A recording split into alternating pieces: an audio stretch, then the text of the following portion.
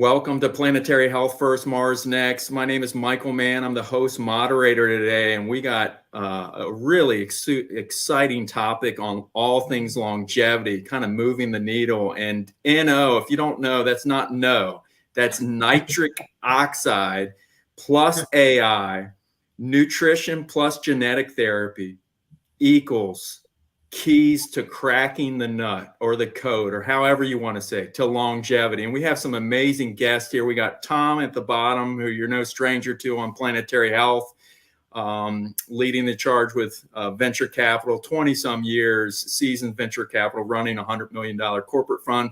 And we got Dr. Nathan Bryan, who's all things longevity. I don't know how many products you have out on the market, but I've been a proud user of one. So anyway, we also have Brad Niles, CEO at Arizon Precision Medicine. And if you guys each want to just introduce yourself real quick before we get going on it, Dr. Nathan Bryan, if you want to just start, just a quick intro. Sure. Well, thanks, Michael. It's great to be with you. Thanks for the invitation. Tom and Brad, it's an honor to join you. Yeah, I've been in academia spent better half of 20 years of my professional career in academia as a professor of molecular medicine.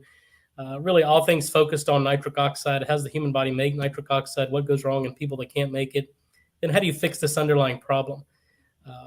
Published over 100 peer-reviewed papers, dozens of issued patents. We've commercialized a lot of our discoveries over the past 15 years. So I'm excited to have a conversation. And Tom, anything new about yourself? Yeah, I mean, I think some of the listeners might know me from other episodes, but yeah, venture capital investor. Been doing corporate venture now for the last 15 years.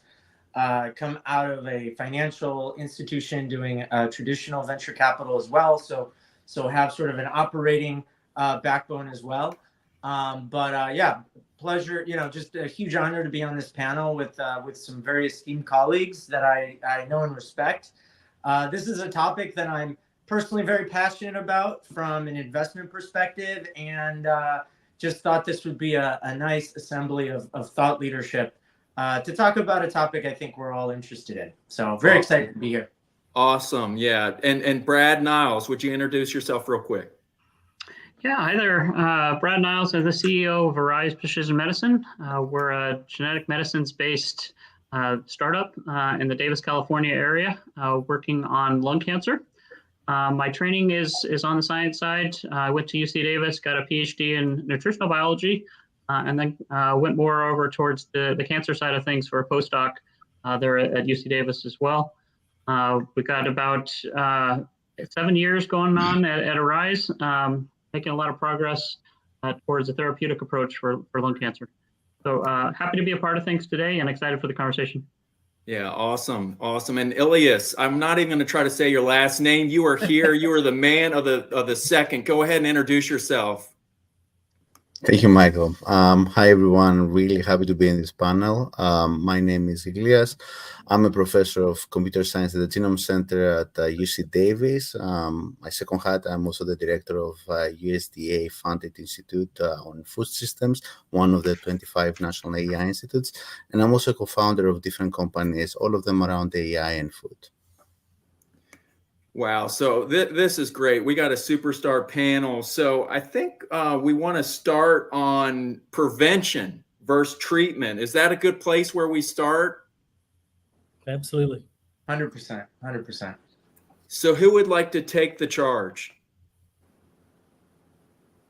I think I'm gonna hand this one to Dr. Bryan, given the foundational importance of nitric oxide. And I've interviewed Dr. Bryan before and and follow his work. So I think he's the best person to kick us off with that. Thanks, Tom. No pressure, right? No, look, I think coming from academia and being a professor in medical schools and trying to figure out how do we understand the mechanism of disease to the extent that we can start to develop rational therapies.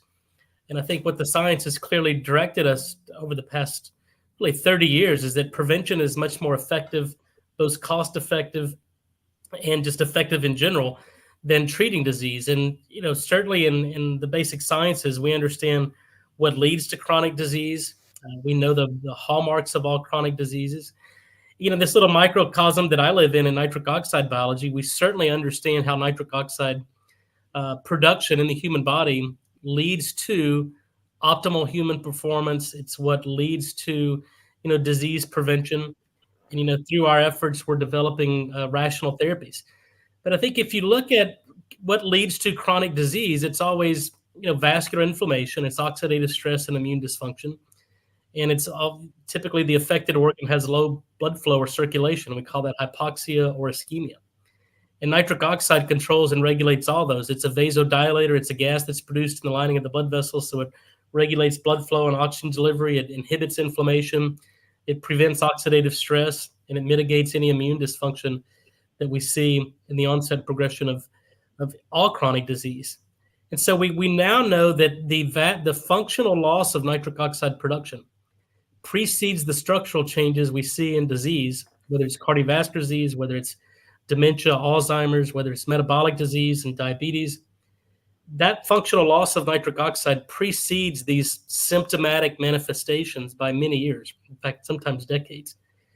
So what my kind of perspective is, if we can prevent this age-related loss in nitric oxide production, we can maintain tissue oxygenation, we can prevent vascular inflammation, and really get to the root cause of what causes most, if not all, chronic diseases. So nitric oxide is foundational for everything we know about disease prevention. So where go ahead. Yeah, no, I just wanted to touch on something, maybe kind of tag someone in on the conversation, because I think, there's presumably, so nitric oxide, we invested in a company in the nitric oxide therapy space, less on prevention, but really around therapy for disease. And so have started to follow Dr. Bryan's work around the importance of nitric oxide and how, the body produces less and less of it over time. And so what are some things you can do early on to ensure your body produces more of it over time? And that's a key element of prevention, but a key piece of that is nutrition. And so we'd love to kind of get Dr. Tagkopoulos or Illias's perspective on this, just given that his area of focus is on nutrition, of course, from an AI perspective. So it'd be great to get your viewpoint on this one, Illias, as well. Thank you, Tom. And you are almost there. Not my last. So yeah, I completely agree with the idea that nitrous oxide is a key. It's a key element, and we need to be more aware, and we need proactively to actually act. But actually, there are many others. It's a handful of others. Like, as we know, LDL is one, HDL, CRP, angiotensin, and others that they do modulate, and they are part of this. So the question is, how do we manage and how do we prevent disease when we have a complex system as such, right? And this is where nutrition plays a huge role, because it's not like we're taking a drug or having bazookas to kill a mosquito, but actually we have something that is more chronic, something that it's part of our lives. And again, nutrition will play a role on nitrogen oxide and other molecules. And AI, because here's where I'm coming from, right? The AI angle is the way to create that knowledge and process it in a way that is actionable. It will come with clear understanding and clear recommendations on how we can fight aging and how we can have a more healthy life. So what is the problem right now? Obviously we know our healthcare system is really, it's got the reimbursement, it's after the fact, but what needs to happen to make this as a starting point for today? Yeah, I think a key byproduct of how healthcare has been developed, at least in the U.S., right? And I think this applies to somewhat of a global scale, is the access to the information that you need and the resources you need to address some of the things that Dr. Bryan and Dr. Tagkopoulos just mentioned, right? So not everybody. So knowledge is the foundational piece, right? I don't think people are getting the information. Doctors are trained a certain way. They're taught to underscore evidence-based medicine protocols as defined by this kind of payer system that we have. And again, I'm not trying to be provocative here, but the payers are a big component of U.S. healthcare, and so there are protocols that doctors kind of just stay in their lane and provide guidance to patients. So as a result, the onus is on the consumer, the patient, to kind of learn about these other elements, right? And again, there's nitric oxide and then there's nutrition, and I find that nutrition I've recently made a personal kind of change in my lifestyle. A lot of that is nutrition based, some of that is fitness based, but I have found that the onus is on me to digest the volume of work out there and to kind of really filter through the noise and figure out what the good stuff is from the bad stuff. And when I quarterback that with my doctor, he's pointing me in a different direction. And so I think it's challenging environment to be in because of the construct of our healthcare system. I mean, the reimbursement stuff's a different issue here, right? But I think it's more foundational than that. It's getting the access to the right information, the credible information. Yeah, I would agree. Look, all you have to do is look at the data. I mean, since the 1940s, the nutrient density of the food grown in America has declined by 85%, on average about 78%. And these are micronutrients like selenium, chromium, magnesium, iodine. So we live in a world, and the food we eat is depleted of basic nutrients. And if you go back to the days of Linus Pauling, who was famously said that chronic disease is caused by nutrient deficiency, obviously that's a major problem. But in this world of personalized medicine now, where we have micronutrient analysis, individualized patient care, you can get an assessment of your own micronutrient analysis and then supplement what you're not getting in your diet. And I think that's the foundation of repleting missing nutrients so the body can undergo the biochemistry and do its job. But, I would go a step further, that we have to remove any toxins in the body. And we live in a toxic world. So if we replete missing nutrients, remove toxins from the body, then the body is regenerative by nature and it heals itself. And certainly Brad can add to that on nutrition and how it leads to metabolic disease and cancer, and interested in his thoughts as well. Yeah, appreciate that. And I think, one of the things that we need to focus on is adherence as well. Even clinical studies, 50% adherence by the patient is a good number for people that are being told exactly what to do. And as you mentioned, Tom, there's so much information out there. It's really hard for the consumer to digest, figure out exactly what they need to do on the prevention side of things. So I think there's always going to be an element of the prevention, but also the treatment. And even if we're following our doctor's recommendations or following the literature, there's a lot of diseases that they can't be prevented or don't have a known cause. I think there's 130 million people in the U.S. currently living right now with a chronic disease, and these are the big names that are out there. Heart disease, cancer, many of the others, and so I think there's always going to be an element of prevention to try and reduce those numbers. But there unfortunately is never going to be a shortage of patients that need a therapeutic intervention as well. And so, it's going to be a good balance. Hopefully over time we can provide more information and teaching to the consumer in order to allow them to make better decisions for themselves, but also to have the treatment options that are out there for things that can go wrong.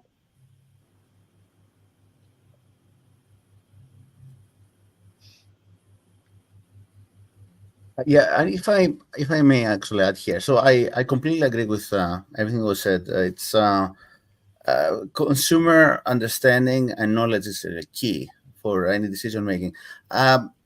What I would add here is, like, we don't really know what's in our food. If you look at the nutritional labels, they haven't changed for quite some time. And if we ask you, okay, what's in an apple, what's in a tomato, and that's one, we don't. Like, we may know 5% of what's in there. We don't know the peptides or glycosaccharides. We don't know. I mean, there's a lot of information that we're missing. That's one. The second is people need to understand, and when I say people, including us in the research world, that one protein is not equal with another protein. So if it has like 5 grams of proteins, what kind of proteins and what exactly do they do to our body? So matching that, what's in our food, getting away, or at least augmenting not only the micronutrients and what are the minerals, but going into peptides, into molecules that are in patterns, and then figuring out how to connect them with health effects. That's going to be key. That's going to unlock a lot of potential in order to how to prevent and manage our health. Yeah, I think I think that's fascinating. It's like natural flavors, right? What is natural flavor? So anyway, I'll stop.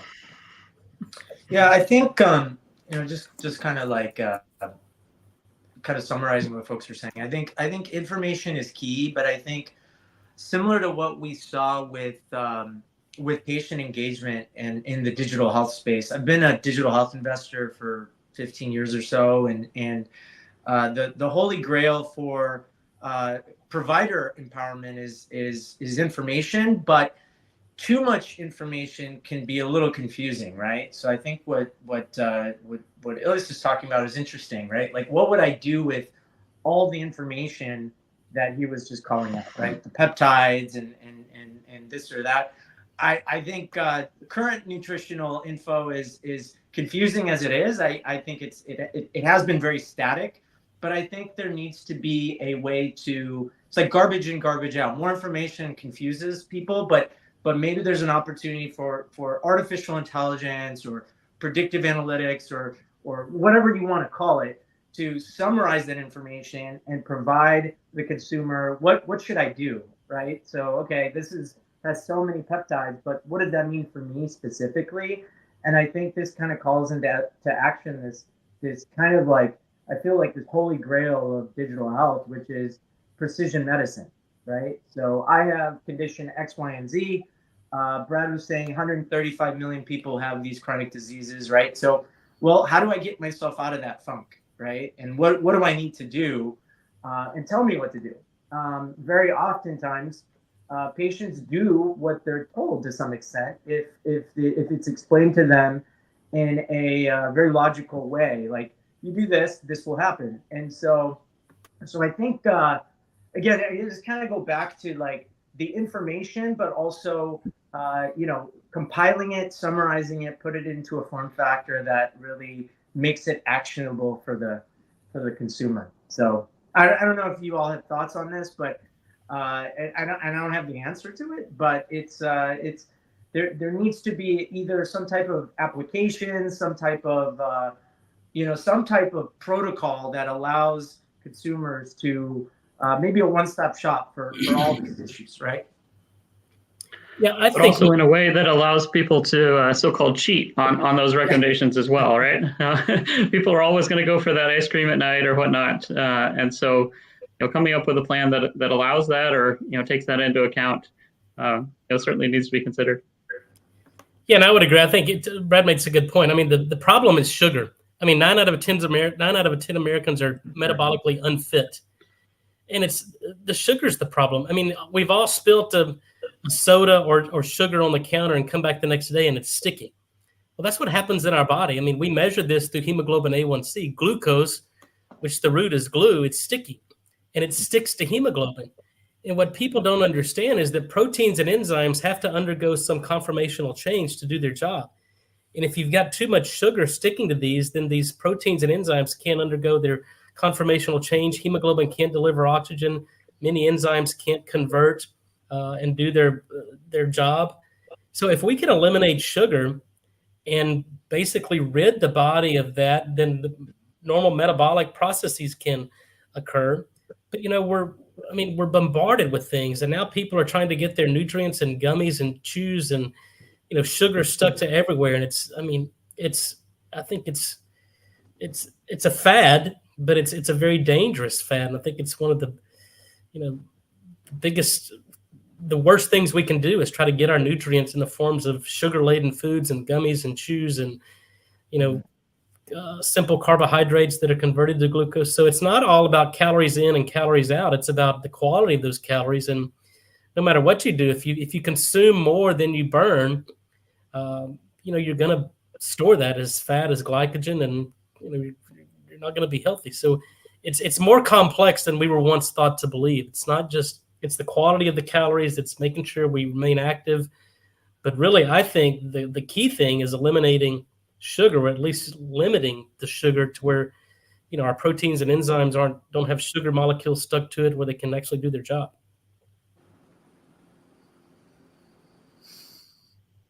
Well, what's your take on this GLP-1 craze? So I've, as an investor, I've seen hundreds of companies, maybe a slight exaggeration, dozens of companies kind of like hit my desk that are either addressing the GLP-1 craze from a therapy perspective, but also from a kind of IT-enabled services perspective, helping patients get access to GLP-1. To me, it just reading about it seems like a little too good to be true. To Brad's earlier point, 135 million people out there could probably benefit from this. I think I read a statistic somewhere that the total, if everybody that's eligible for GLP-1 took it, it would be almost twice the size of the pharma total addressable market today. So I'm not sure that's sustainable, but what does everyone think about that? Because I'm a little bit skeptical, but I'm also it sounds promising. So I don't know. I don't know enough about it, I guess. Well, I'll start here. Look, I think they have their place for people who can't lose weight, who've gone on all these diets and spent 20 or 30 years and unable to lose weight. I think it's a great crutch and a tool for them because they're very effective at kind of limiting your appetite. And so again, if you're not hungry, this whole concept of grazing throughout the day, your body never has a chance to recover. And so the data on intermittent fasting, caloric restriction, especially as it relates to longevity, is very convincing. And I think it's indisputable. So how do we get people to intermittent fast and to restrict their caloric intake? And if you're missing these glucagon-like peptides and you're not have any type of satiety throughout the day, then you're going to continue to eat, have these cravings. So I think it's a good thing for these people. I think there's a space for it, and I think the data are starting to come out. There's some improvement in metabolic flexibility with these at certain doses. But it's just like anything you're given. You have to mitigate you have to understand the side effects. You have to understand the risk and then take the steps to mitigate the risk. And the big ones are gastroparesis, right? You get paralysis of the stomach. It leads to a lot of GI distress. If people are not eating for, 24, 48 hours because of these drugs have suppressed their appetite, then, you start to break down protein. You get bone loss. You get muscle loss. You see it's called the Ozempic face now. The skin starts to sag and people look unhealthy. But if you can take amino acids, some branched chain amino acids every morning, if you're fasting, and prevent protein breakdown and turn on protein synthesis, then you can mitigate these. And obviously nitric oxide helps with gastric motility and prevents gastroparesis. So if you understand that, and look, everybody's going to respond differently. But I think they've certainly changed, weight management, and if you can utilize these drugs and working with your physician, what's best for that individual patient while mitigating the side effects, I think they can be extremely beneficial. But not for the lifetime of the patient. I think it's a bridge to, and I think what I'm hearing is that it really allows one to divorce the cravings and the psychological aspects of eating. Because I tried these for about a month because I was interested in them. I'm always like, okay, if there's something new on the market and improves my metabolic flexibility, then what it allowed me to do, and I grew up poor where our parents said, you have to eat everything on your plate. If you put it on your plate, you got to eat it. So we're conditioned like that. But what these allowed me to do, and I just used them for 2 to 3 weeks, is it completely divorced the psychology of eating with what I need and reach satiety. So now when I don't use them, I can eat what on my plate. When I start to feel, full or start to sense some sense of satiety, then I just stop eating. But I also don't eat a lot of simple carbs. I eat a lot of proteins, and I'm physically active. But for me, that was probably the biggest epiphany for me was there is a psychological aspect of these GLP-1 agonists that divorces the psychology of eating with just why we eat is to convert this food into metabolic energy so the human can thrive and do its job. So, Dr. Bryan, what have you heard in terms of rebounds after going off these GLPs? Because I've heard a number of folks, and the body, of course, is very good at maintaining homeostasis. And so any improvements that you're going to make while on the drug traditionally go away once you go off the drug. Yeah, but you mentioned your own experience and kind of a retraining. I'd be curious to see if that's more common or more rare. Well, look, no matter, there is no silver bullet, there is no panacea. At the end of the day, it's all about discipline. And no matter what you're trying to do, you have to have the discipline to change your life. I mean, some people need help with these, and other people just have the discipline themselves to just say, look, I'm not going to eat, or I'm going to change my diet, I'm going to change my lifestyle. And they don't need, a drug therapy to help them do that. But I think what I'm seeing is that this allows people, and when you start to see results, people become more motivated.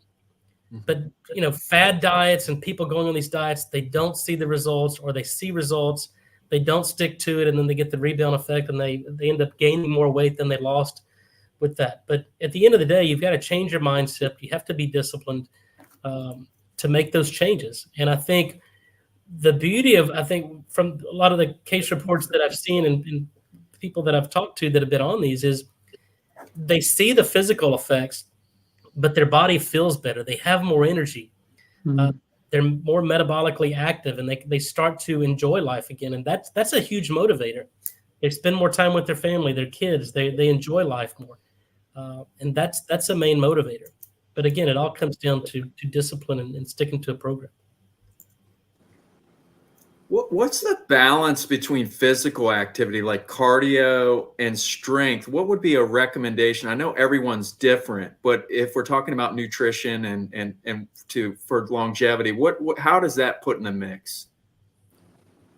Well, I think it depends on your individual goals. I mean, straight cardiovascular training has been shown to prevent cardiovascular disease. It stimulates nitric oxide production, and it's a great preventative. But, for building muscle mass and preventing bone loss and muscle loss, we have to have some resistance training, especially on the bone and muscle. It's always a balance between bone breakdown and bone buildup, the osteoclast and osteoblast. And it's the resistance training, it's the resistance on those bones and muscles that allow for you to build strong muscles, build strong bones. So I think it's a balance, and it's about individual goals. If you're looking to lose weight, then you got to burn calories, and you got to understand your own anaerobic threshold to where you're specifically burning fat and glucose and not breaking down protein. So I think that's where it has to become individualized. And, what are you trying to achieve? For me, at this point in my life, I'm, 50 years old, and I'm physically fit. And so my goal is about maintaining. And I've been, plus or minus 7 or 8 pounds for the past 40 years. So I haven't had these extreme weight gains or weight losses, but I have to work at that. I travel, every week, 200,000 miles a year, but it requires a lot of discipline for me to get, when I check in the hotel, go to the gym. I always do 20 minutes of cardio. I do resistance training, but in 40 minutes, I'm in and out. And then I just try to watch what I eat. But, for bodybuilders who are trying to build, tone and muscle mass, that program is completely different than what I'm trying to achieve. And somebody trying to just lose weight and increase their health and longevity, that's, probably looks different. Yeah, I don't have a scientific, I don't have the scientific credentials to answer this question, but from what I've read, it's really all about balance. Like, I think what Dr. Bryan's saying is a good point. If you're a bodybuilder, then yeah, obviously go to strength training and limit the amount of cardio that you do. Although I've read about bodybuilders doing some cardio as a form of balance. But I think if you do anything to the extreme, if all you do is strength training to the extreme, that can have a negative impact on longevity. Just kind of tying this back to what we're talking about on the panel, right? I think what Dr. Bryan is elucidating here, which is a balance of a little bit of strength training, a little bit of cardio. That's probably the that's probably the sweet spot. And depending on maybe your genetic makeup, depending on your nutritional protocols, you probably vary that a bit. But from a personal perspective, I've been doing a little bit more strength training because I was doing a lot of cardio back in the day, and I lost some weight, and I noticed I was getting a little weaker. My grip strength is I've read is a key element of longevity. It's a good biomarker for how long you're gonna live. So I read a paper on that. It freaked me out, and I realized, man, I got to get back in the gym and start doing pull-ups and push-ups, right? So yeah, I think it's all about kind of balancing kind of both sides of the equation here.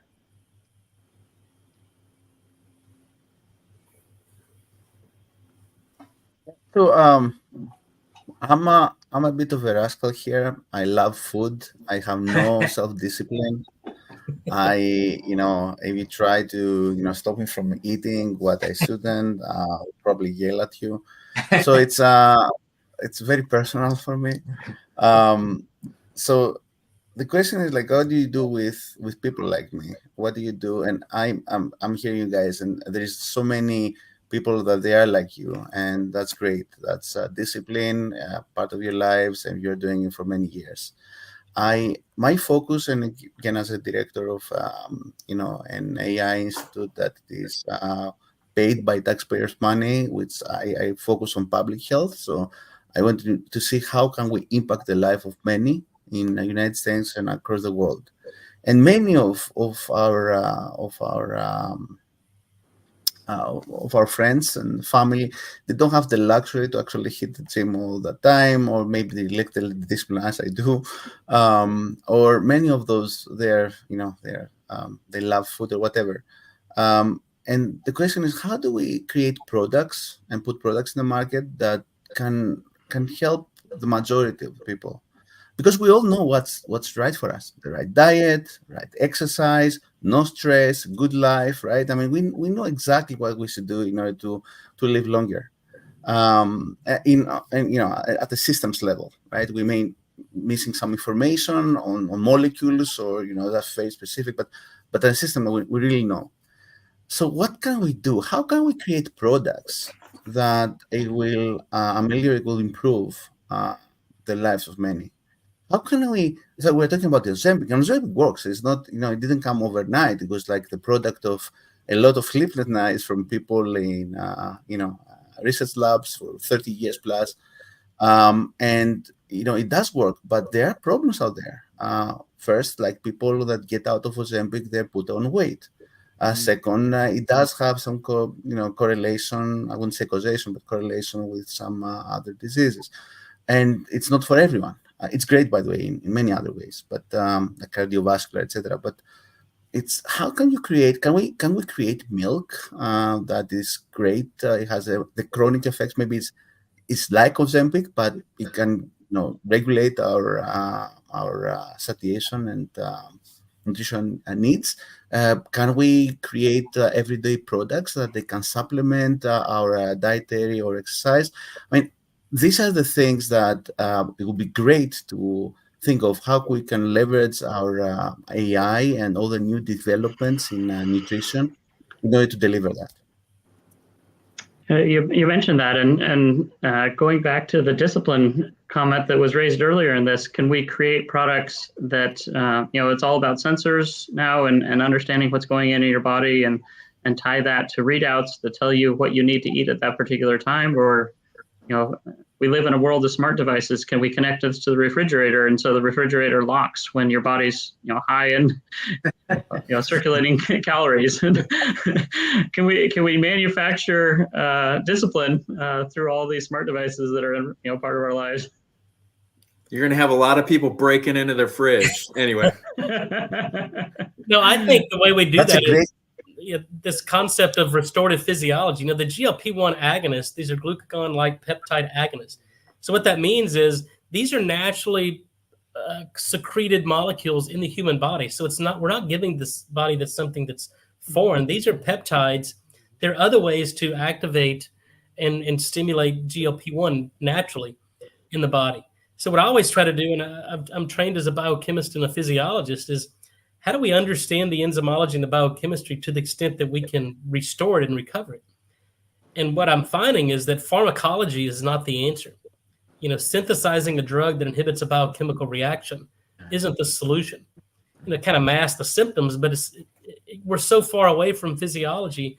And I think that's why, 50%, 55% of the drugs that are prescribed in the world are prescribed in the US. We have the sickest population on the planet. So it's obvious to me that drug therapy and pharmacology is not the answer. It's really getting back to the basic biochemistry and physiology.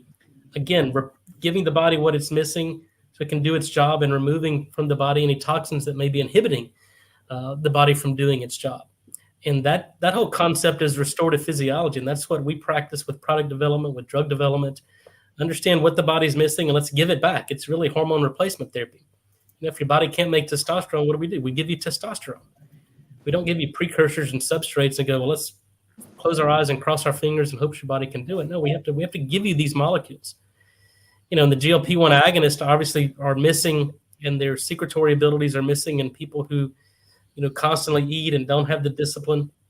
So if we give it, we induce satiety, and people start to lose weight. And that's just one molecule in a very complex biochemical roadmap that makes up the human body. What is the best way to give testosterone? I mean, I know there's all these things. Oh my gosh, if you're on Instagram or whatever and you're a guy, you see nonstop. It just seems like it's a roadmap for disaster. Can you do more harm than good? No, absolutely. Like, you have to mimic physiology. And so typically testosterone, when we get testosterone release, it's a transient effect.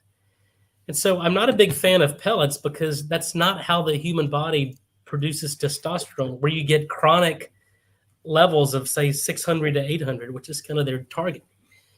Testosterone is a signaling molecule. It's kind of like nitric oxide. You make it upon demand, and then it signals these second messenger systems. Mm-hmm. So you see the spike in testosterone, but then, it's gone. But it's initiated these signaling cascades. It's kind of like, it may be the first domino, then it tips over all these other dominoes that do the job. But you have to mimic physiology. And that's different certainly in women who have menstrual cycles and their hormone fluxes throughout their menstrual cycle and their periods, where men, if you just want to look testosterone, then let's mimic, say, a 18 or 20-year-old with optimal levels of testosterone, and then let's track that throughout the day, what stimulates its release, what it's doing, and then let's mimic that natural production. But you can't outsmart the human body. I mean, Dr. Bryan, what's the ability to kind of simulate what naturally occurs in the body? Do doctors, do the clinical world have the sensing technologies and capabilities to do that and simulate it, or is it still really sort of in the experimental phase today? In terms of testosterone, nitric oxide, or any hormone for that matter? Any hormone for that matter, yeah. I mean, do we have continuous sensing technology? It doesn't seem like we do. How does what's that delivery mechanism look like without it being, to your point, you come into the doctor, you get a dose of therapy, which is a huge spike of some signaling molecule, which is not natural, right? How do you address that, I guess, is my question. Well, look, I mean, the data is out there. I mean, the medical textbooks, the physiology textbooks, we know the endocrine system. We know, what endocrine glands secrete what hormones at what rate and what flux. And we know the pharmacokinetics and pharmacodynamics. So, yeah, the data is out there. It's just that doctors don't have the time to spend with individual patients to get a clear picture of what their deficiencies are. Medicine, I found, is a business. And, you have to get the light. You have to generate revenue to keep the lights on. Yep. And today, unfortunately, because of the reimbursables, you've got to see 60 to 70 patients a day to maintain some type of profitable practice to pay for all the overhead. And there's no way in hell you can ever get a complete medical history of a patient in 2 to 3 minutes you're spending with them. So it's all about understanding their symptoms. Once you make a diagnosis, then you have a finite response to what you can prescribe based on that diagnosis. If you operate outside the standard of care, then you're not doing your job. And if you prescribe something outside of the diagnosis, then you're not going to get reimbursed for it. So it's a business. So you're saying So the information's out there. We know Absolutely. what the model should look like, but a 20-minute fee-for-service visit isn't going to cut it, right? And so there's got to be to Brad's earlier point, right, about just to talk about sensors for a moment. We are investors, shameless plug, of a company in San Diego called BioLink. It's public knowledge what they do. It's an aptamer sensor. It's multi-analyte sensing technology. So it's essentially a patch you put on your arm. There's no needle. There's microneedles that sit in your kind of interstitial fluid, which doesn't hurt. It doesn't scar, and it could pick up any molecule, any analyte that you want to sense. So if you wanted to track BioLink with a Q, by the way. Sorry, I just have to correct the spelling there. But it's a cool technology. So if you wanted to say you put a patient on you do the 20-minute visit with the patient, right? You get their basic vitals, and then you put them on a BioLink sensing tech, and then you say, look, we know what we want your testosterone to look like over this period of time. Let's actually sense the testosterone continuously over some period of time and get your therapy calibrated properly, right? And if something looks out of whack, you can kind of scale back some of the doses or the pills you're taking, or you can even, we're looking at possibly being able to pick up nitric oxide. Unfortunately, nitric oxide has a very short half-life, and so very, very difficult to pick up. But it would be pretty awesome if we were able to kind of do that as a proxy for how much nitric oxide is this person producing, how much testosterone, et cetera. So again, kind of a utopia, if you will, but that's kind of where our heads are at with that investment. And in theory, that could be applied to metabolites and other things circulating in the bloodstream that could get you a better sense of your nutritional profile or your metabolic profile. That kind of gets back to the timing and amount that we need to eat as well, right? Tom, is that kind of the idea? That's right. That's exactly right. And ideally, disease biomarkers would be kind of interesting, right? Cancer is an area of focus, although I think there's a lot. Again, I don't know enough about the biomarkers there that can get picked up in interstitial fluid. But the idea is catch disease early, track therapies in a precise manner. And then kind of triangulate that with the outcomes of the patient, and ideally get to a better place with medicine outside of the four walls of the hospital, right? Because I think that's the disadvantage that we have, right? The four walls aren't enough to give the patient a complete protocol or a complete therapeutic protocol. Yeah. Well, I think it's the future. I mean, the continuous glucose monitoring, I think, has changed a lot of people's habits, because many people don't feel when their blood sugar gets above 300. Some people do, but now with this continuous glucose monitoring, people sense when their blood sugar goes up. They go, "What did I do 20 minutes ago?" And yeah, if I ate that bowl of ice cream or ate that candy bar or whatever, then it's a mental trigger and go, "Shit, I can't do that anymore. Look what it did to my body." Yeah. And doing that over and over again for 5, 10, 15, 20 years is, you're on a pretty slippery slope to chronic disease. And so I think glucose is just the first of many of these continuous monitoring devices that we can, I think certainly you can probably do it with as technology improves for other hormones, maybe insulin and testosterone and growth hormone and things like that. But then that gives people a mental cue of when these substrates start changing and you start to see and you get an alert, then, okay, what did I do to do that? And then, okay, I don't want to do that again. So I think it's a good way that you can start to change people's habits, because you may not feel your blood sugar's 400 or 500. You may not feel when your insulin gets to 10, 15, 20. But if you've got a device that tells you that, they go, oh, that's not good. Then you can make changes. Yeah, that's a really good point. So that BioLink's beachhead market is actually CGM. So we're entering that market. Going after the big dogs, Dexcom, Abbott Libre. Those are some 800-pound gorillas that are going to be difficult to wrestle.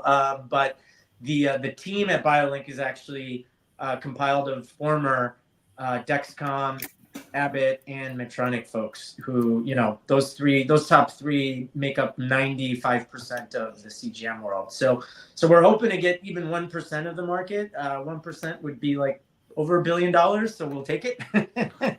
But it's the challenge that I see, and this is a question for, maybe for Illias, which is, I've played around with the CGM myself. I've worn it for a couple of days. I've even worn the Dexcom, and it's a lot of like to kind of our earlier discussion about garbage in, garbage out. A lot of information overload when you get the CGM. So you get kind of like, there's almost a gamification to some extent of the curve. You see your glucose levels spike. You see them come down. You see them go back up again, come down. They go down when you sleep. And it's pretty cool, and you get addicted to looking at the chart. But because there's so much data flow and there's so much activity being conducted by the patient, it's really hard to assemble like what does this all mean for me, and what should I do to keep my glucose levels at an all-time low consistently, right? So I think that these sensor companies do a good job of the sensing, but they don't do a really good job of the AI, the number crunching, and the meaningful insights for that. So curious to kind of get your perspective on that, Illias, if there's opportunities there to enhance these companies. Spot on, Tom. There is a lot of opportunity to integrate all of these results in a way that is frictionless, and it is easier to have an action by everyone, right? By the final consumer and user. Right now, as you said, it's interesting, and if you track it, and if you're paying attention, and if you have those devices, because sometimes I've seen people who use them and they stopped, and it was not easy for them. It's something that you need to make it even more easy to access and easy to interpret. Again, imagine a world where you don't have just one sensor, but you have everything that matters, and it's not everything in the world, but everything that matters is monitored. It is getting together, it's integrated, and now you don't get values. I don't want to know how my glucose is. I want to know what I can do to actually be more healthy. Yeah. And that cannot be that I'm gonna have peptide A or peptide B or whatever. It cannot be that I'm gonna go for a run for 30 minutes. I'm not gonna do that. I'm sorry, I'm not gonna do that. But if I'm gonna choose something, if I'm gonna drink a different beverage, if I'm gonna eat my favorite chocolate, or I go to for a sushi, but it's gonna be like different ingredient in there. Has like something, a peptide that does something that will stop me from eating, or it will lower my glucose. Man, I'm gonna do it, and I'm gonna pay for it. By the way, I'm gonna do it in a heartbeat, right? So this is the world that I would like us to live in, because I'm lazy. So you're thinking of like the Willy Wonka bar that does good things for you. Exactly. That's right.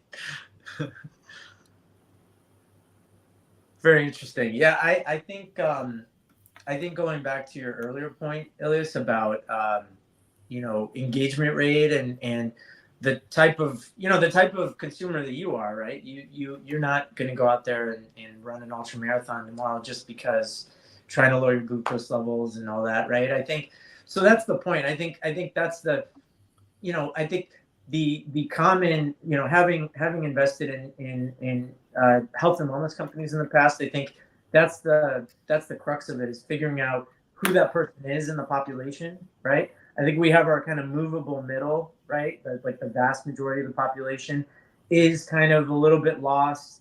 They're not willing to get out of bed and just run a half marathon for the purposes of, or they don't even know what they're supposed to do. And so we call those the movable middle. I was talking to an entrepreneur the other day in the medication adherence space, and they call that the movable middle. And they're focused on that part of the population. They're like, that's the easiest. Like, you just tell them what to do and they'll do it. But then you have stubborn people And I won't go there on this podcast, but some people are more stubborn than others, right? And so, and those people, they are very well informed. They know what to do, but they've got a different perspective on it. They health and wellness means something different to them, right? It might mean eating something versus exercising and this and that. And I kind of fall into that on the opposite side of the spectrum, right? I do like to eat, but I also like to exercise. So, but I get really, when I set my mind to something, I just stick to it, and I want to stick to it. And sometimes I miss the forest for the trees. And those are sort of, I guess, the outer bounds of the population. And there are other companies targeting those folks. And some people say, well, if I take the least engaged patients, at the most difficult patients to go after, if I get 1% of those are the ones that are increasing the total cost of care, and there will be a more meaningful savings for the entire health system. I don't have an answer. I think the answer is something different for everyone, and that's something I think the health and wellness industry and the digital therapeutics industry hasn't really figured out yet. Is you can't approach every person the same way, and again I think that in my mind that's the opportunity for generative AI. Right, generative AI has the ability to do that. It's not a silver bullet, so to speak, but it could be, right? And you gotta at the end of the day, you gotta get people to move, right? And you gotta get them to make that next best action, right? But I think there are a lot of opportunities out there for that. Yeah, but I think unfortunately the sad reality is that people don't make a change until there's a crisis, because fear is the number one motivator. And it's not, we don't live in a proactive kind of medicine is reactive, right? We don't go to the doctor until, and sometimes the first sign and symptom of a heart attack is sudden cardiac death. How do you overcome that? You don't.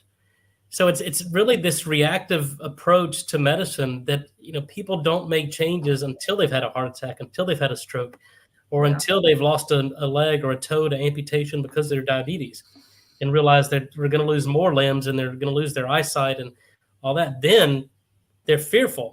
So then and only then do they make changes. But the damage is done. I think we have to change the way we approach health and longevity and be proactive instead of reactive. And I think the only way we do that is to open people's eyes to what's going on inside their body. And I think these continuous monitoring devices that give them insight into things, the consequences of what they're doing or not doing, they can see it in real time and then start to correlate with how they feel, how their body responds, and the onset of hypertension or erectile dysfunction, and start to make these correlations. Then, I think people will be more motivated to take action before there's an event and before there's fear of dying or, not being able to have sex or losing a limb to amputation because of their diabetes.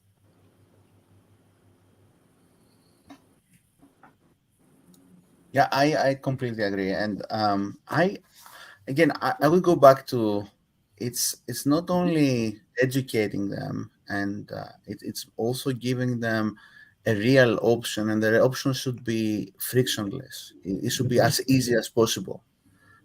Look at the history of mankind, right? Like what really took off. Like look at when, for example, we had the first mass-produced car, or when we had the personal computer being again adopted by everyone, or where electric cars. And look what's happening. Like what changed? The technology was there, right? It was just too damn complicated. Like everybody knew, but you wouldn't actually imagine computers before Windows. Why Microsoft became big? Because before that it was DOS, and you had to actually program and command line. It was too difficult, right? So I think we need to spend more and more time in things that they're simple, they're impactful, they're simple, and they can really lead the masses. Again, that's why I'm so passionate about food, because everybody's doing it, and it's very nascent in terms of discovery. And we are having now the tools for the first time, going from mass spectrometry, going from AI, going from computational methods, general analytical methods, to figure out how to create the next generation of food, because the whole system is ripe for disruption that will change completely the way that we are feeding ourselves and we are making ourselves healthy. So, Illias, what could that entail? Because you mentioned the difficulty of, I'm thinking, cholesterol numbers or blood pressure. Or, I mean, those are things that you get told by the doctor, and you're like, okay, I need to work on that. But it's a longer process. Mm-hmm. Could that be we just need more biomarkers that are more transient and where you could see a more immediate response? People nowadays, of course, are much more immediate. Do we just need to have more biomarkers out there that are earlier upstream in the pathway where you could see a change quicker? Yeah, that's a great question. I believe that, so we have a lot of biomarkers that they do exactly what you're saying. We need a better integration of diagnostic tools in a way that it is, again, very easy for us to interpret, and it should be ubiquitous and, periodic, if, lack of a better word. So, why not? Like right now, I don't know my risk for cancer, for different parts of cancers, different kind of cancers, and I need to really go there and ask my doctor to get a blood test for XYZ in order to have a risk assessment. Why not making that more regular? First of all, right? Better diagnostics, and the second, so it's not exactly better biomarkers, although that will help a lot, but better diagnostics that they are more streamlined. And the second would be, again, going back to solutions that are easy to adopt. Well, I think we have to have better biomarkers. I mean, the notion that cholesterol causes heart disease has been a fallacy for the past 40 years. And yet now, cholesterol doesn't cause heart disease. I think the data are indisputable. Now, it was once thought, 30, 40 years ago, and with the introduction of statin medications, these cholesterol-lowering medications, the American Heart Association in the 1980s and early 90s predicted that if cholesterol caused heart disease, they would completely eradicate cardiovascular disease by the turn of the century because they had cholesterol-lowering drugs. And now we know we have cardiovascular is still the number one killer of men and women worldwide. So targeting cholesterol has had no effect. And I think it's contributed to the onset and progression of chronic disease. These cholesterol-lowering medications are mitochondrial toxicants. They're causing type 2 diabetes. They're causing cancers. You need cholesterol to make vitamin D, testosterone, estrogen, and getting your cholesterol below 200 is the worst thing you could absolutely do from a physiological standpoint. And it has no effect. In fact, I think it's worsened heart disease and other chronic diseases. So it's not the biomarker. We have to have the right biomarkers. Cholesterol is a worthless biomarker for disease prevention and the onset and progression of cardiovascular disease. So you've got to find something that really will have an impact on relevant endpoints, and what is that right biomarker in that right patient that you can track that really is going to predict, not only have diagnostic value, but have prognostic value. And we've been misled. So, Dr. Bryan, why is that this conversation that my doctors, the last two doctors, have had with me the last 5 years? It's been so frustrating. And now all I do is red yeast extract from Costco because I'm still scared. Well, look, it's the system. I don't blame the doctors. I blame the system in which they're, I taught future physicians in medical school for 10 or 15 years. So it's the system in which the physicians are trained in. Mm-hmm. And it's just that has to change. And we know it takes on average about 17 years for new discoveries and new way of thinking in science to reach the standard of care, to reach clinical practice. But, there's also these enormous financial and economic forces on the medical system. The companies that manufacture cholesterol-lowering medications, it's a multi-billion-dollar a year industry. I mean, they want to put statins in the drinking water and get everybody's cholesterol below 200. But, I sometimes joke, and it's really no joke, if I wanted to make you chronically ill, and just if we take medicine as an industry, as a practice, as a for-profit business, which it is, and the number one rule of business is never lose a customer. So one, how do we acquire new customers, and how do we retain those customers? If I'm in the field of medicine and I want to retain a customer, the one thing I'm going to do is recommend dietary guidelines, the current food pyramid, limit protein restriction, simple carbs, grains, things like that, a lot of sugar. I would get your cholesterol below 200 to where your testes can't make testosterone if you're a man, your ovaries can't make estrogen if you're a woman, your body can't make vitamin D. So now you become hormone deficient, you become immunocompromised. And I would put fluoride in your drinking water to completely kill the gut microbiome, make everybody have dysbiosis, leaky gut, autoimmune disease.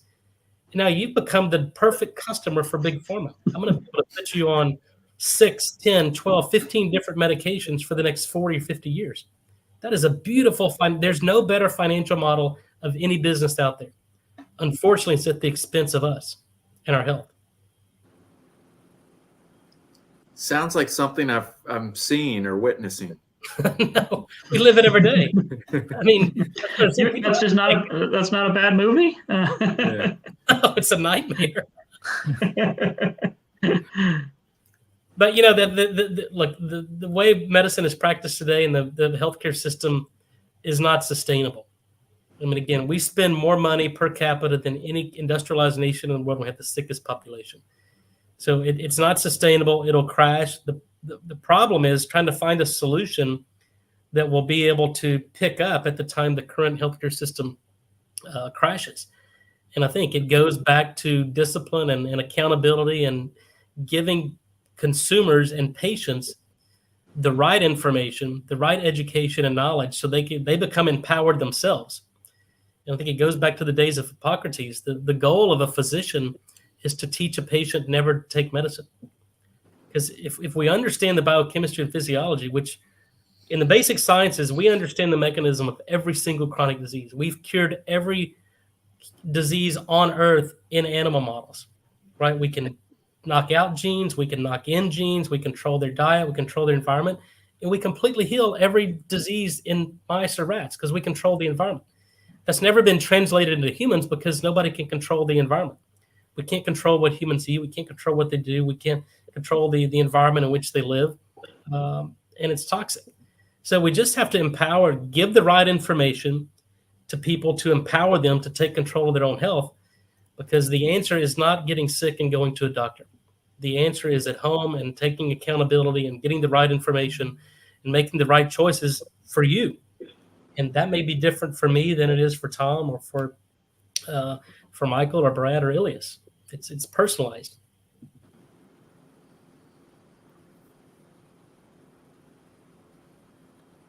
So, Dr. Bryan, what do you think about epigenetics as a way to provide more information to the patients?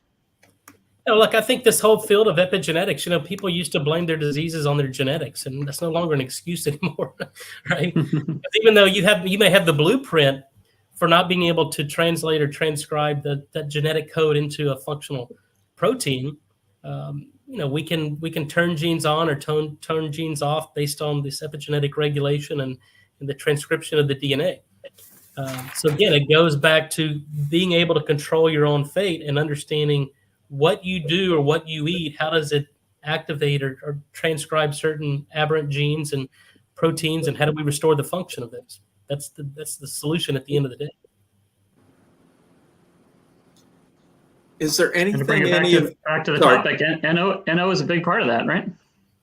I have a very strong bias, but I think the sciences corroborate what I think and what I believe. But yeah, nitric oxide is an epigenetic regulator. There are methylation patterns. There are certain things we can look at on epigenetic signaling and transcription of our genetic code. But again, it's not just the turning on of genes and expression of those genes into active protein or enzymes. For me, it's about not just the expression, but the function of it. So we can have normal genetics and normal transcription and translation of protein, but if that end product isn't functional, you might as well have a genetic deletion of that, because expression does not equal function, and function does not always equal expression. So we have to maintain the functionality of that end product of the genetic code. And that's the problem with metabolic disease and sugar, because you got sugar that sticks to it, it loses its conformability and its ability to do its job. Dr. Bryan, what is there? We're talking about hormone therapies earlier, right? Transport molecules, et cetera. Nitric oxide happens to be one of them. It's an important one. You do mention it's not a silver bullet, but it's foundational. But what if we had the ability to exogenously bring nitric oxide to people that can't produce it? Again, if the technology were there, would that be the silver bullet, given the vital importance of nitric oxide in glucose transport and all these other kind of functions in the body? Yeah, I say it's foundational. Your body cannot and will not heal without nitric oxide because it's involved in everything we know about, insulin signaling, glucose uptake, the secretion of hormones from endocrine glands. Nitric oxide is what is the molecule or the signal that tells our own stem cells to mobilize and differentiate, to repair and replace dysfunctional cells. It affects mitochondrial energy production. It affects mitochondrial biogenesis. It prevents our telomeres from shortening. So everything we know about longevity and human optimization can be explained by the ability of the body and the cells to produce nitric oxide. So if you lose the ability to make nitric oxide, you don't mobilize your own stem cells, so you don't repair and recover as you should. You get a lot of senescent cells, these zombie cells.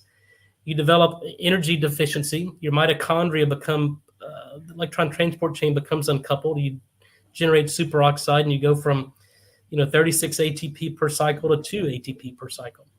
And this aerobic fermentation that you see in cancer. And then the telomeres get shorter at the ends of our chromosomes. And so shorter telomeres, shorter lifespan. So I think what the science is telling us, and we've seen this clinically as we translate our discoveries into product technology and drug therapy, is that you can mobilize stem cells. You can improve mitochondrial efficiency of energy production. You can prevent telomere shortening. And you can maintain normal blood pressure. And hypertension is the number one risk factor for the number one killer around the world, which is cardiovascular disease. So it's not going to replace, a selenium deficiency. It's not going to replace a hormone deficiency. Maybe if we can secrete it from endocrine glands and nitric oxide is just the deficiency in that secretory process, then yeah, but you still have to eliminate from your body any toxins you're exposed to and replace missing nutrients so the cells can actually do their job. But here's what I'm absolutely convinced of is that your body cannot and will not heal or perform to its optimal level or achieve true longevity and health span unless you restore the ability to produce nitric oxide. And, fortunately, we know how to do that. Now it's just, again, it's translation of that science into clinical practice and it's education and awareness to not just physicians and practitioners, but to consumers and patients. And that's been our objective for the past really 15 years, is just education and awareness. So can I just take nitric oxide? I mean, is that possible? Like TRT, right? So I can do that in a clinic, right? Is that possible, or is that a pipe dream? No, it's possible. I'm here in LA at the American Academy of Anti-Aging Medicine, and I'm lecturing here in a couple hours on hormone replacement therapy. This whole 3-day symposium is on bioidentical hormone replacement therapy. And so, we published a paper, Tom, I think you're familiar with it, in 2007, showing that nitric oxide is actually a hormone. It's secreted by one cell and has, endocrine effects. It has systemic effects. And so just like testosterone, if a man is deficient in testosterone, fortunately, we don't have to give testosterone injections into the testes, right? We don't have to give it at the site of production. Mm-hmm. We can give it transdermally. We can give it through an oral troche. We can give it intramuscularly. And so the same principles apply to hormone replacement therapy. Is if we can give the actual molecule, right, we give nitric oxide gas, it'll have systemic effects. And that's been the basis of my technology, because in this 2007 paper, that was the epiphany for me in science, was all I have to do is produce nitric oxide in a single biological compartment. And then it'll go systemic, it'll activate these second messenger systems, and you can completely recapitulate endogenous production and signaling. So I made an orally disintegrating tablet that you put in your mouth that releases 20 to 30 parts per million NO gas. It goes systemic. We can see dilation of the carotids within 12 seconds. We see a normalization of blood pressure. We can mobilize stem cells. We prevent telomere shortening. We improve mitochondrial biogenesis.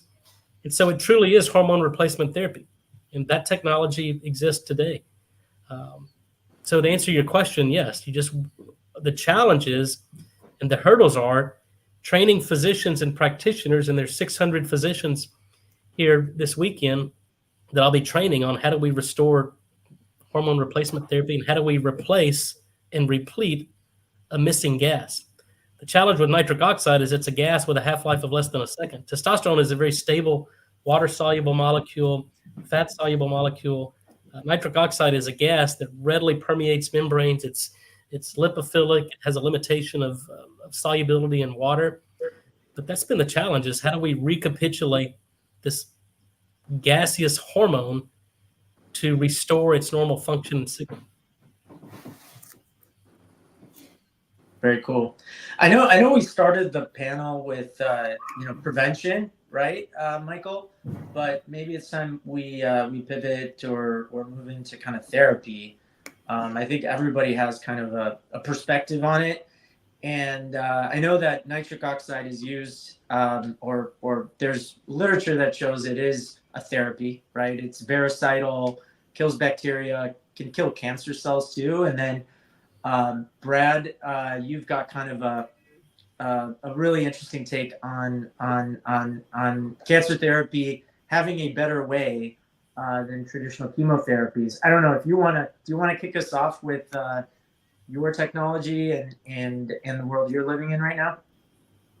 Yeah, no, appreciate it, and I'll kind of set the stage by connecting us back to exactly what Dr. Bryan was talking about. The mitochondria to epigenetic regulation is clearly something that has gone wrong for a lot of patients that end up with cancer.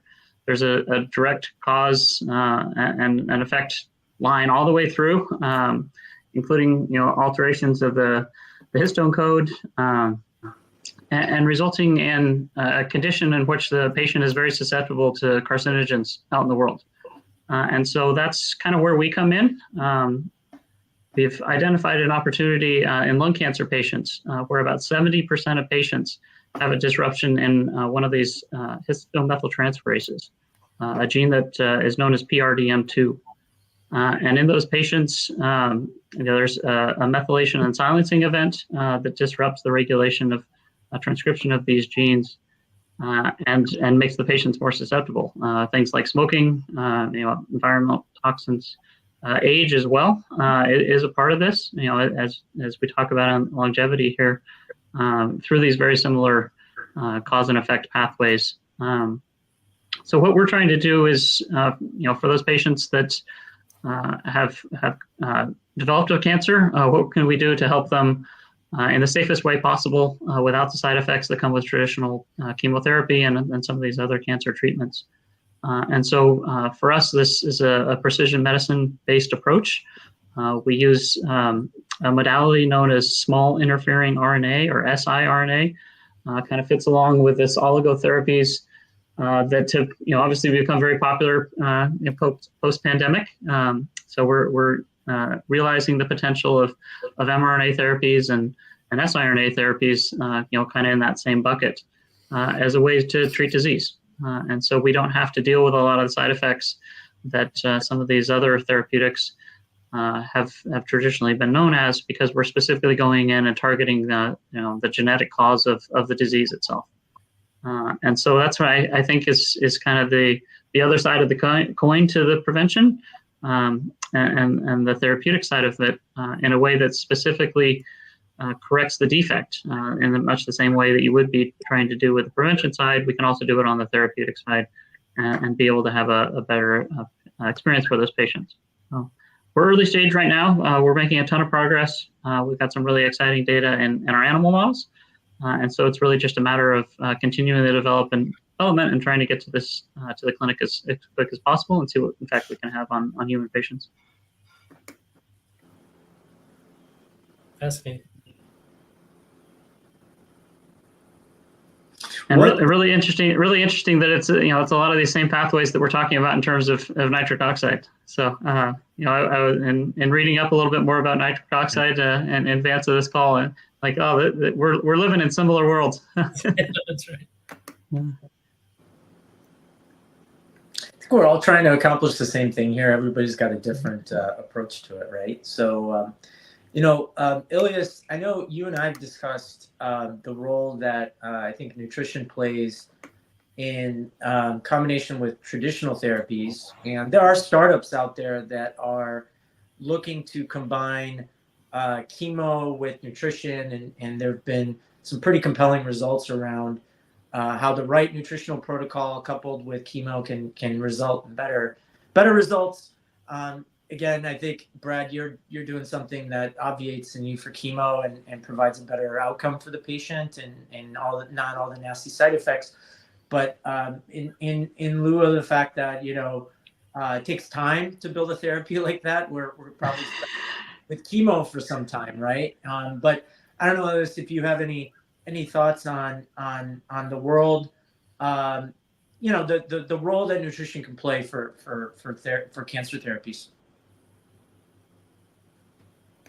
Yes, nutrition is key for a lot of physiological states, including treatments like chemo.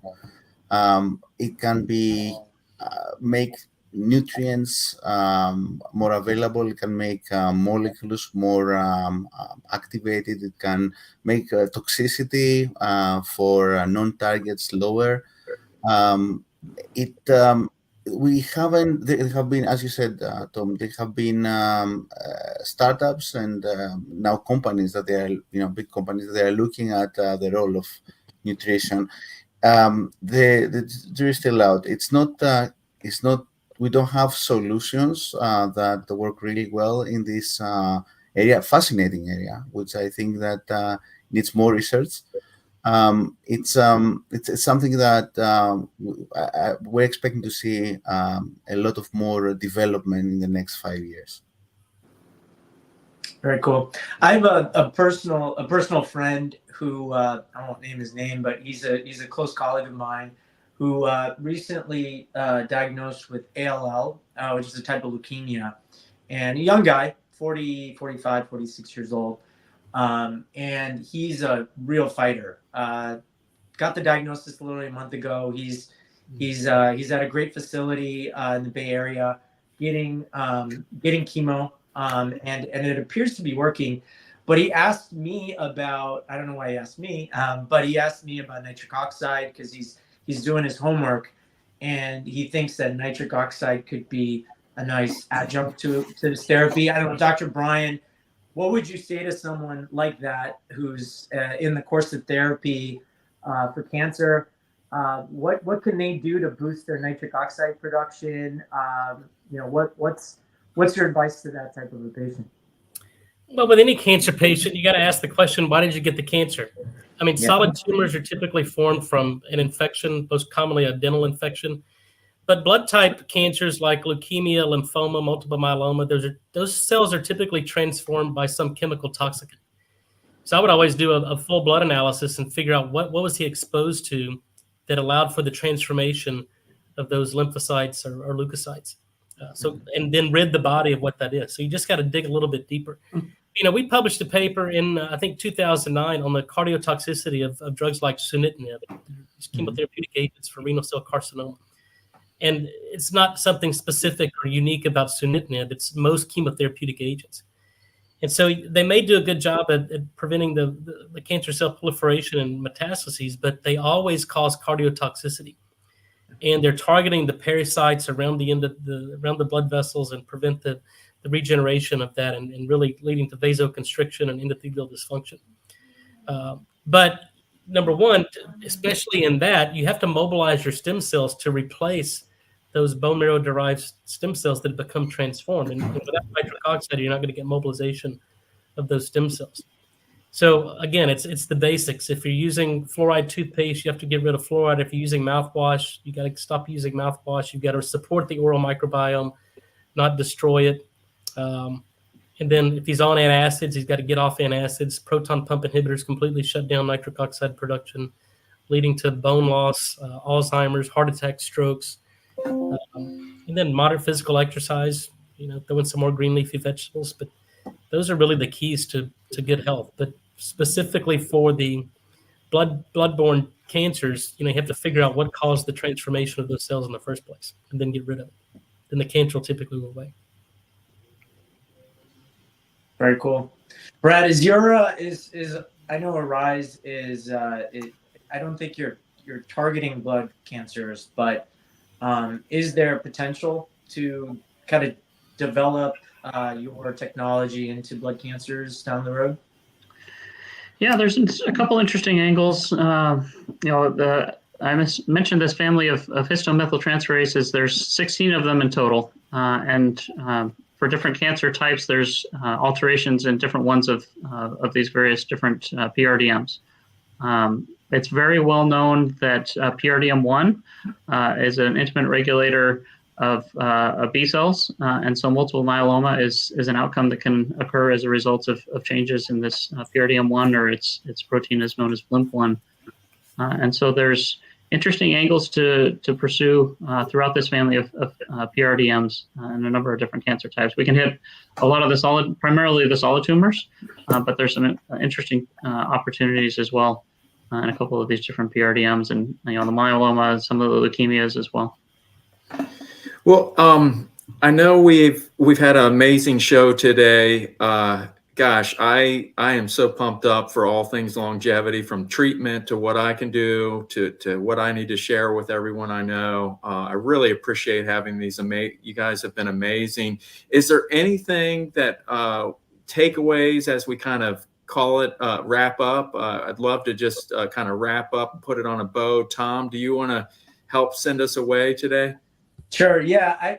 I learned a lot from this, and obviously I've had individual discussions with each of you in the past, so it's just great to have everybody, talking about this topic of longevity, and would love to see where the offline conversations go. But yeah, I think, the key to longevity, I think, there's a huge kind of foundational component to this, which is the prevention side.